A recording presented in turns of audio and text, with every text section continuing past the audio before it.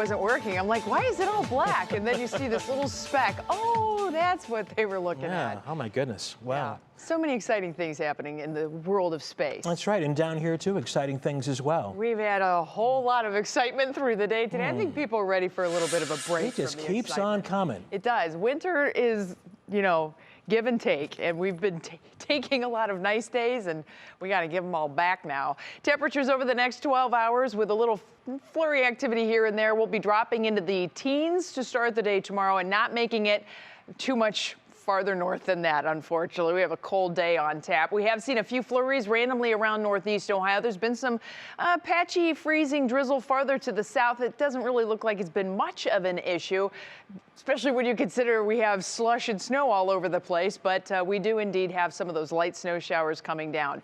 Temperatures currently are in the mid-20s around northeast Ohio. Wind chills, there you see it, are in the teens, and we are getting more into the purple colors. It's pinks, and then you get into the whites. That's when the really cold air is here, and you'll see just how close that is to us right now. But we do have a westerly wind to talk about. Earlier today, we had the southwest wind. That clipper swept through, then the winds turned. We'll go more northwesterly as we head into the night tonight, and that begins to line things up with the lakes, so we are anticipating the possibility of some light lake effect snow around northeast Ohio, specifically primary snowbelt areas. Can't completely rule it out for areas farther to the west. We are getting a good fetch off of Superior and northern Michigan lakes, that is, and you can see that that's going to feed right down into the west end of Lake Erie. So sometimes you can kind of connect the dots and open that lake effect territory up just a little bit.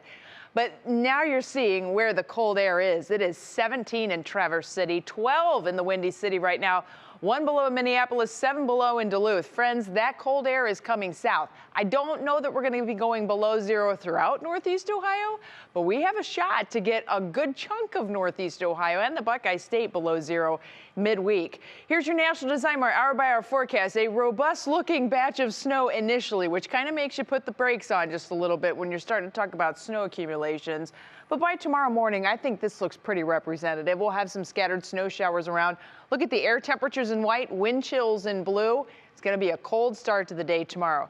The good news is the air that is coming in is dry air. Sometimes that can help to kind of alleviate the lake effect issues. So we will get to see some sun, especially west and south. So look for those blue skies.